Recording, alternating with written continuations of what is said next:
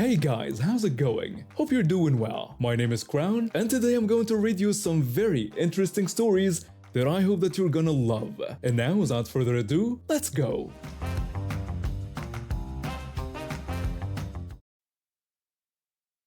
I had always been passionate about staying fit, even during my pregnancy. Despite the challenges, I maintained a moderate exercise routine that was safe for both me and my baby. However, things took an unexpected turn when I needed an emergency cesarean section at 38 weeks. The recovery was tough, but after getting clearance from my doctor at my 8-week postpartum checkup, I was eager to get back into a fitness routine.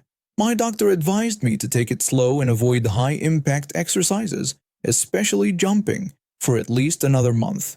She explained that my core muscles and pelvic floor needed more time to heal properly. Being a first-time mom, I wanted to follow her instructions carefully. I found a group workout class at a gym near my house that seemed perfect for getting back into shape. The schedule worked well with my baby's feeding times, and my mother-in-law was happy to watch the little one while I worked out. I arrived early for my first class and told the front desk about my situation, asking if they could let the instructor know about my limitations. The front desk worker was reassuring, telling me that most of their instructors were great at providing modifications. Unfortunately, they were wrong about this particular instructor. As soon as the warm-up began, I could tell this wasn't going to be the supportive environment I had hoped for. The instructor, a man probably in his mid-30s with an unnecessarily aggressive teaching style, started the class with jump squats. While everyone else started jumping, I modified the exercise with regular squats and calf raises. That's when he shouted to the entire class, demanding that everyone get their feet completely off the ground, and insisting that he wanted to see everyone jumping. I continued with my modification, trying to focus on my form and ignore his shouting. I couldn't tell if he was targeting me specifically or if others were also keeping their feet planted. The next exercise was high knees. Instead of the standard alternating leg movements, he announced that they would be doing it the hard way, demanding that everyone jump and bring both knees to their chest, simultaneously explicitly stating that no one should do it one knee at a time. I started doing the traditional alternating high knees, keeping my impact minimal. That's when he stormed over to my corner of the room and angrily reminded me that he had just said we weren't supposed to do it that way, insisting that everyone needed to follow the same routine. I apologetically explained that I had bad knees and couldn't jump well at the moment. He dismissed my concern, stating that he also had bad knees but didn't let that stop him, and declared that he wouldn't accept any excuses in his class. Something in me snapped. I was tired of being shamed for taking care of my body, especially after what it had been through. I asked him pointedly if he was recovering from recently having a cesarean section. The room went silent. Several people stopped exercising and stared at us. His face turned red, and he seemed to deflate right in front of me. He mumbled that I had got him there and walked away, but I wasn't finished. I raised my voice just enough for everyone to hear, reminding him that I had told the front desk about my condition and they were supposed to tell him, suggesting that maybe he should check his messages before class next time. The rest of the class, he didn't say a word about my modifications. I could see other participants giving him disapproving looks, and a few even modified their own exercises to show solidarity. After class, 3 women approached me. The first woman praised my actions, mentioning that the instructor had always been difficult about modifications. The second shared her own experience, telling me about how he had given her a hard time about not jumping when she had a twisted ankle the previous month. The third woman suggested that I should report him to management, revealing that this wasn't his first time behaving this way. I did exactly that. I spoke to the gym manager immediately after class, and 2 of the women stayed to back up my complaint. It turned out there had been several previous complaints about his aggressive teaching style and lack of accommodation for injuries or physical limitations. The manager apologized profusely and assured me the instructor would be required to complete additional training on modifications and inclusive teaching methods. I later found out he was suspended for 2 weeks without pay and had to complete a certification in adaptive fitness training before being allowed to teach again. I still go to that gym, but I attend a different class now with an instructor who emphasizes form over showing off and always provides modification options for every exercise. The entitled instructor still teaches there, but I've noticed he's much more subdued now and actually demonstrates modifications at the beginning of each exercise. My wife and I had been saving up for years to buy our dream house. We finally managed to get a beautiful two-story home in what seemed like a nice neighborhood. The house needed some work, but we were excited about making it our own.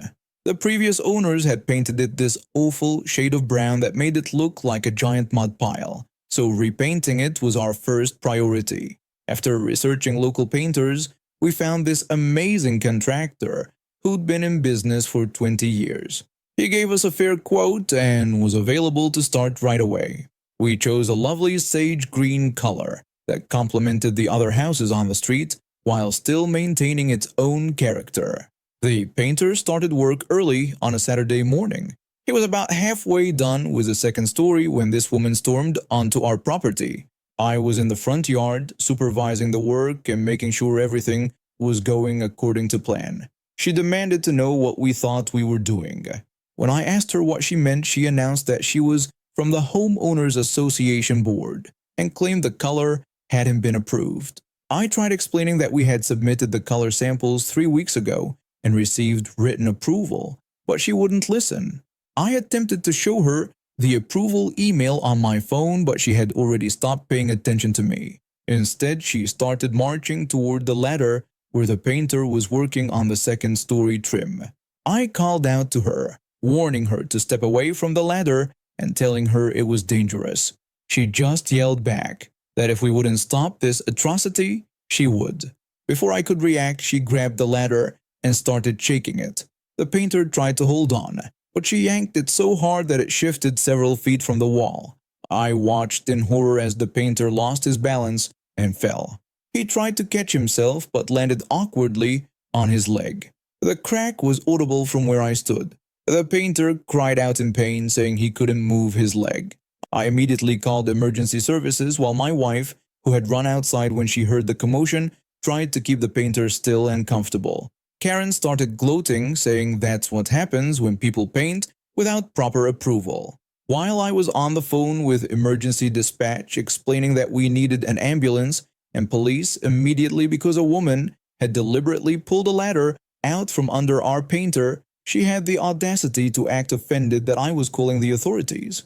She kept insisting that as a board member, she had every right to stop unauthorized modifications.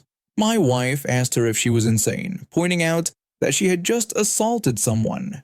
Karen tried to leave, announcing that this was ridiculous, but I told her she needed to stay put because the police would want to talk to her. She responded with threats, asking if we knew who her husband was. Fortunately, 2 of our neighbors had witnessed everything and blocked her path until the police arrived. They were already recording everything on their phones. The ambulance came first and took the painter to the hospital. He was in visible pain and the paramedics confirmed his leg was broken. When the police arrived, Karen tried playing victim. She told the officer that we were making unauthorized changes to our house and she was just trying to protect their community standards. When the officer asked if she had deliberately pulled the ladder out from under a worker, causing him to fall and get injured, she just replied that he shouldn't have been up there in the first place. The police officer wasn't impressed with her response. They arrested her while she screamed about her rights and her position on the board. My neighbors provided their video evidence, which clearly showed her assaulting the painter. The painter needed surgery for his broken leg. He had multiple fractures and would be out of work for months. We later found out that Karen had been causing problems in the neighborhood for years, but no one had ever pressed charges because she always threatened to sue them. The district attorney charged her with assault, battery, and reckless endangerment. During the trial, it came out that she had been removed from the Homeowners Association Board 6 months ago for abusing her position, but she had been pretending she still had authority. She was found guilty on all charges. The judge wasn't lenient, giving her 18 months in prison and ordering her to pay substantial restitution to the painter for his medical bills and lost wages. She also got 5 years of probation after her release. The painter eventually recovered and was able to return to work. We helped him set up a website for his business, and he's now more successful than ever. He even gave us a discount when we hired him again to paint our back porch. Karen's husband divorced her while she was in prison and sold their house. She had to move in with her sister in another state after her release because no one in our area would rent to her. Our neighborhood is much more peaceful now, and our sage greenhouse looks absolutely beautiful. I work as a part-time event coordinator assistant, mainly focusing on managing parking logistics and other support tasks. After losing my full-time job in hospitality due to company downsizing, I needed to find flexible work opportunities to make ends meet while searching for a new, permanent position. That's when I found this unique venue, a former car dealership transformed into a funeral home and banquet facility. The building's architecture is quite distinctive. Sitting atop a hill, the parking lot was meticulously designed with leveled sections, making it look like a series of display platforms. The previous owners had specifically constructed it this way to showcase their vehicles effectively. Even though it's now a completely different business, the layout still maintains that showroom-like appearance. One Saturday afternoon, I was working at an upscale wedding reception. The guests who attended this event happened to drive some really impressive vehicles. We're talking about luxury cars that were all freshly detailed for the occasion. I was directing traffic and helping guests find parking spots when this group of people approached me. A foreign lady came up to me and asked about the prices of the cars, indicating she wanted to see them. Before I could even process what was happening, her husband and what appeared to be their relatives were already spreading out across the parking lot, peering into windows and pulling on door handles of the guests' vehicles. I quickly called out to them to stop touching the cars. The foreign lady seemed confused and asked why, stating that this was a car shop and they wanted to buy. I explained that this wasn't a car dealership but rather a funeral home and event venue, and that these cars belonged to our guests. Her husband disagreed, pointing at the tiered parking lot as evidence that this must be a car shop.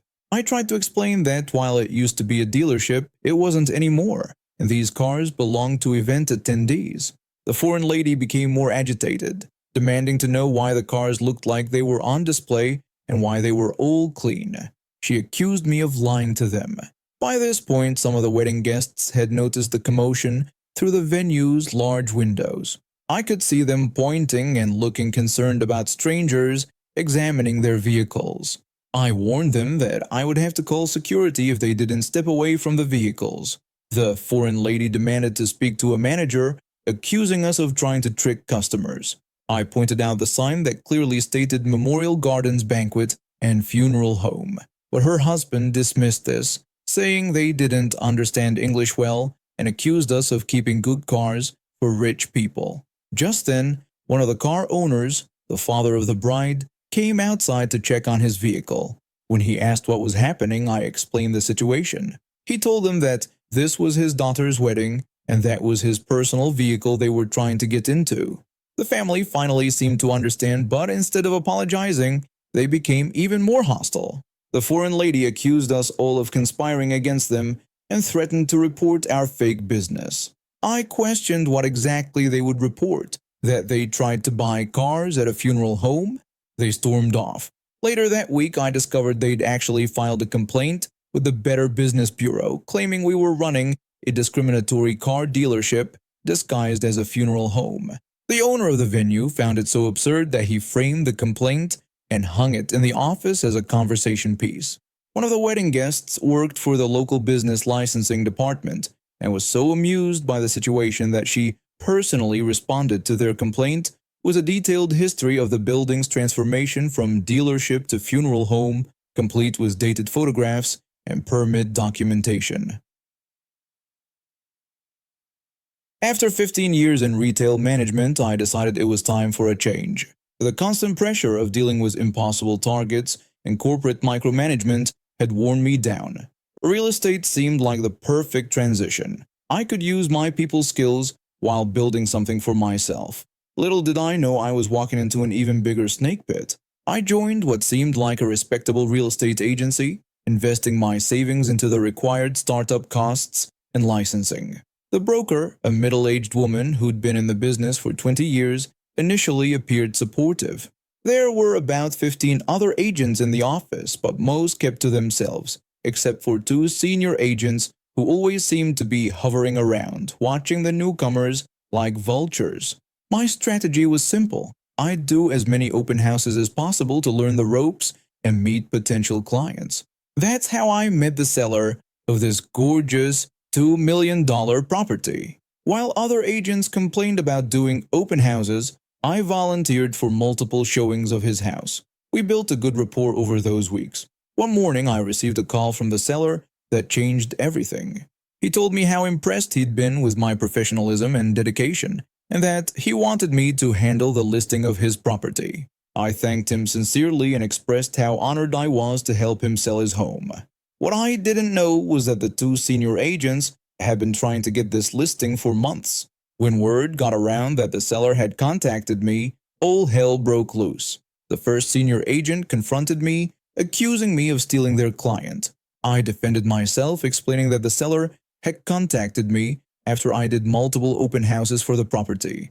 The second senior agent jumped in, warning me that they'd been working this neighborhood for years and that I needed to back off. The seller, wanting to avoid conflict, suggested a co-listing arrangement between me and one of the senior agents.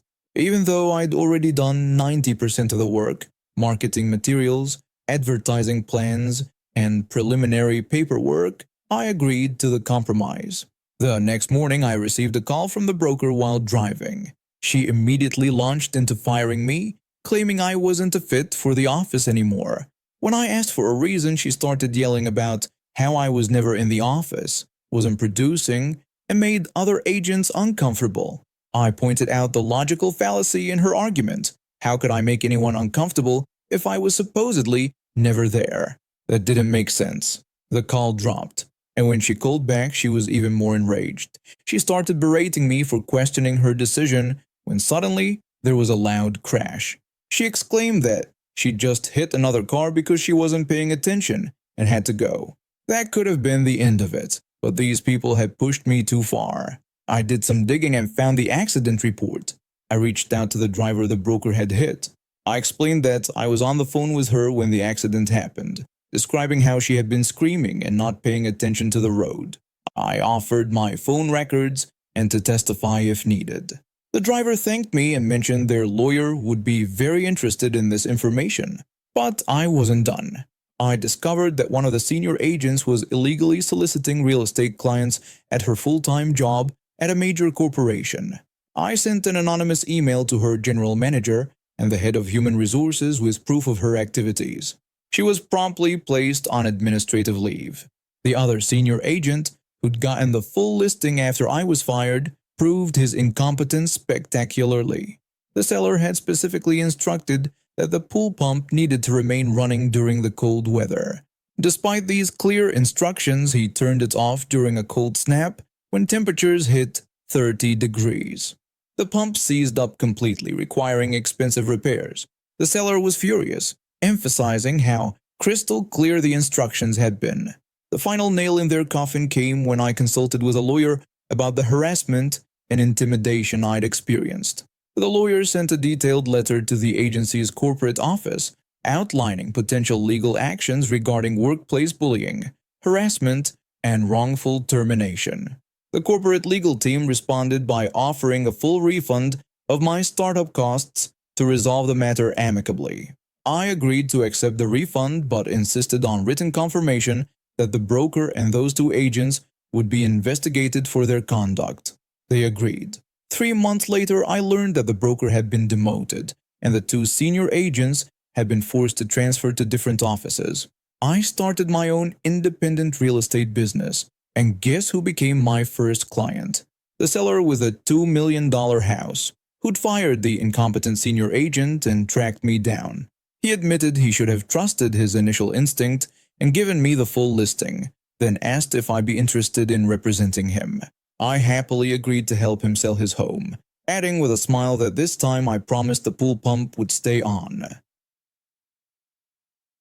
And now we have reached the end of today's stories. Thank you for watching, and see you next time.